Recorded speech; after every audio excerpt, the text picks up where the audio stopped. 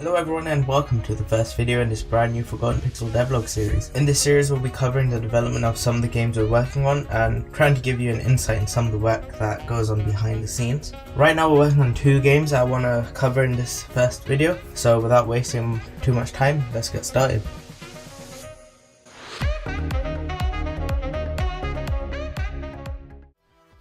Demon Debug is a 2D action platformer that takes place in Hell. In the game you play as the programmer and you have to dodge a bunch of obstacles and defeat enemies to save your team from Satan. The game is heavily inspired by some of the platformers of yesteryear, and we've been trying to replicate the look and feel of these games, but with a bit more of a modern aesthetic.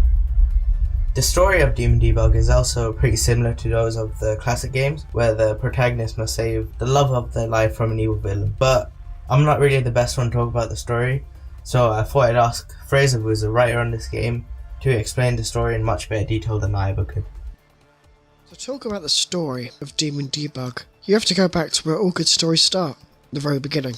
Originally, when I was approached by Rahul to work on Demon Debug, I was, albeit slightly nervous. Not only had I never written a story for a game before, but I just had no idea of the true journey ahead of me. The first thing we did as a team was decide what kind of game we wanted. And as soon as we decided on a difficult platformer, I tried to come up with a storyline that would lend itself rather well to the mechanics of a platformer and be rather fun and challenging too, as opposed to creating a story that could potentially restrict the gameplay and the gamer's choices in the future. With one of the main points being high difficulty, one of the first settings that came to my mind was that of Hell. So after a quick discussion with the team, I got to work on a few ideas. Some of the things I had to figure out in terms of the story was who exactly the player is, why are they in Hell, what their mission is, and how to link all of these together in a seamless, fun and interactive way. At first, we were just going to have a random person be sent to Hell following their death, and they'd have to then beat all the levels throughout Hell to be given one more shot at life. But that kind of sounded a bit too boring, a bit too generic, and a bit too done before, if that makes sense. I then came up with the idea of the protagonist potentially being a programmer. It felt like something different, fun, and just the idea of using a keyboard as a weapon seemed rather neat and possibly something that could add to the gameplay. So now, all I needed to do was figure out why a programmer exactly was in Hell in the first place. I came up with the idea of the player being sent to Hell to rescue some of his programming team, which seemed like quite an interesting concept and also a nice objective too. With that out of the way, I also had to figure out why their team was kidnapped in the first place. By combining the Hell theme and the programming character, the solution came to my mind that the team was kidnapped by Satan as a sort of blackmail case to prevent the revolutionary software from going live that could have positively impacted the lives of millions. And with that idea being done, I now had the basic storyline down and then got to work on the actual script for the game.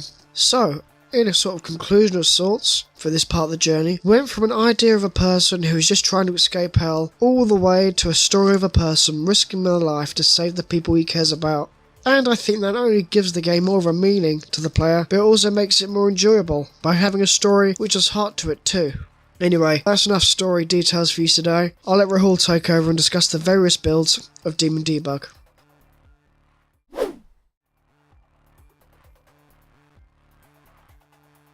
Build 1 was the first ever build of Demon Debug, but it technically isn't Demon Debug. What I mean by this is when we started working on the game, we didn't know what kind of game we wanted to make. We knew nothing about the story, the mechanics, the just general gameplay. We knew nothing. So all we knew is that we wanted to make a difficult platformer. Looking back on it, it was a pretty bad choice, but all of us are new developers at the time and we thought making a 2D platformer would be the easiest and quickest way to make something good. While working on this build, I was entirely new to Unity and programming, and my game design skills were non-existent, and that really shows in this build. The controls were pretty unresponsive, the jumping is way too floaty, and the level design is really bad. But it was a prototype. Its entire purpose was to get something playable out to the team quickly so we can gather everyone's thoughts and feedback and begin making progress, and progress is what we did.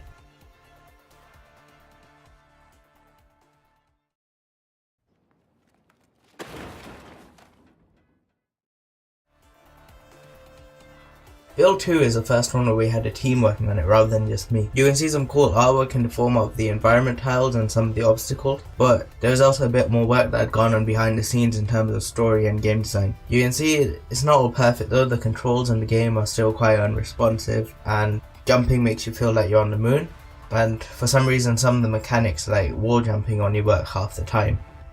But still, at this time it was pretty exciting to be making progress as a team, and we were all excited to see the game shaping up. Playing the game gave us all many ideas, and we marched throughout development feeling pleased with what we've done so far and motivated to make it even better.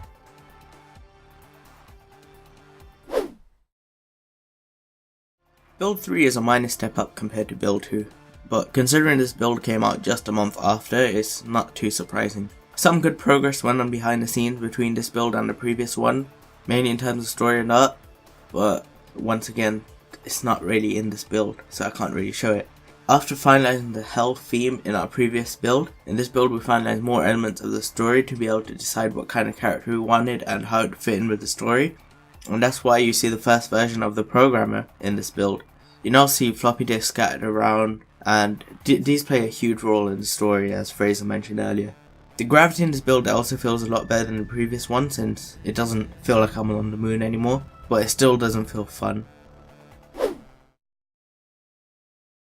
Right, this build feels like a big step up in terms of the overall feel of the game compared to all the previous ones. This is the first build where, in my opinion, it starts to feel fun, and this is mainly due to the refined player controller. For this build I programmed a new player controller from scratch to fix some of the old issues we had, and I got a lot of help with the movement values and just making it feel good from Chris, who was our game designer at the time. The double jump mechanic was also removed, which I think made a big difference to how the game felt, and also with a human character you don't want a double jump mechanic since it feels kind of out of place if not done right.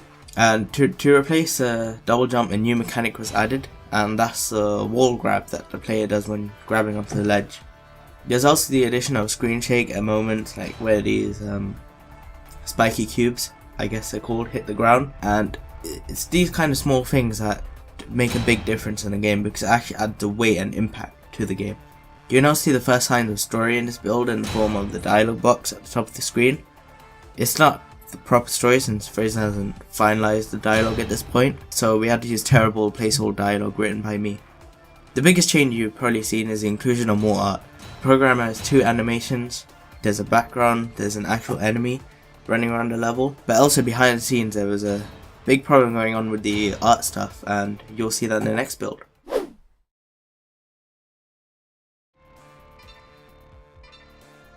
As you can see, the art in this build looks entirely different compared to the previous builds. That's what I was talking about in build 4. Unfortunately, our artist at the time had left us due to having a busier work schedule and not being able to focus on this game anymore, and due to that we had to hire 2 new artists. At the time of this build going live, our new artists were only with us for around 3 or 4 months, so I think the progress made in that time is pretty impressive. You can see the environmental tiles, early version of the background. You see these new programmer sprites and animations. It's just shaping up really nicely considering they were only there for a few months. The movement system in this build also feels miles ahead. There's a nice sense of control and it feels so much more weighted, and it allowed us to put more focus in on the level design and start making progress on it quicker since we actually knew what we wanted in terms of the gameplay.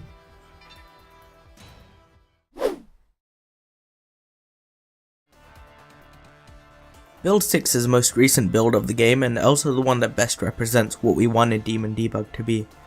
The control and physics in this build feel much better than any of the previous ones. All of the art is in place and it just feels like a smooth and fluid experience from start to finish. It's not perfect and there's still a bit of stuff that needs to be improved or added for the alpha, the biggest one being the boss battle. But playing through this build, it just brought a smile to our faces knowing that we're so close to what we wanted Demon Debug to be.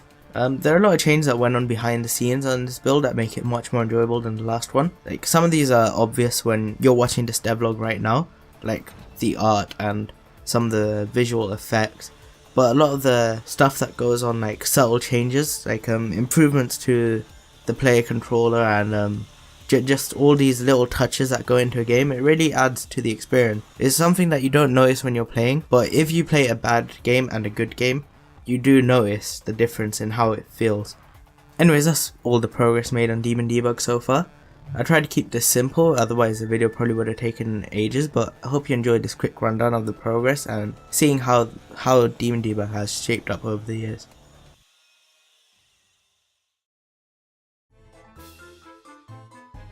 Alright, so now let's talk about Super Skeleton Boy. This is a new game that we've only recently started working on, and it's another 2D platformer, but it's vastly different from Demon Debug. Super Skeleton Boy is an endless runner game that we're making for mobile, and the focus of the game is to be a simple game with simple mechanics, but yet still be able to provide a variety of challenges to the player.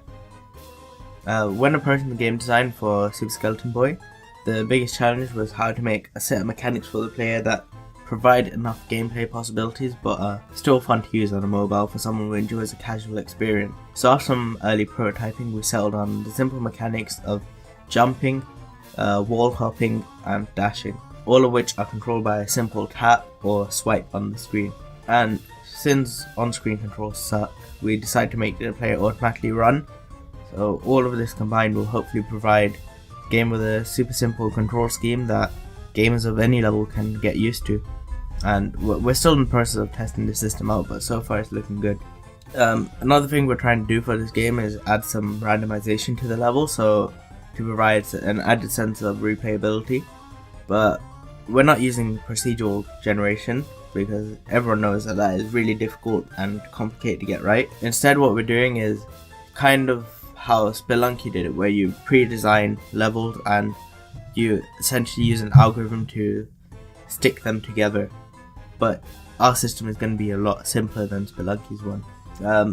So yeah, this is in our opinion the best way to get a level design system for this kind of game, as it allows us to add that extra bit of variety but still ensure that the levels are fair and enjoyable. Since it's so early in development, I'm still working on the movement and mechanics and trying to get them to feel just right so they can be finalized before working on the actual levels. And so far it's shaping up pretty nicely, but I still think it needs a little bit more tweaking before it's perfect, so hopefully we'll have that done by the next devlog. Oh, and the controls also don't work on a mobile right now, so I should probably fix that considering it's a mobile game.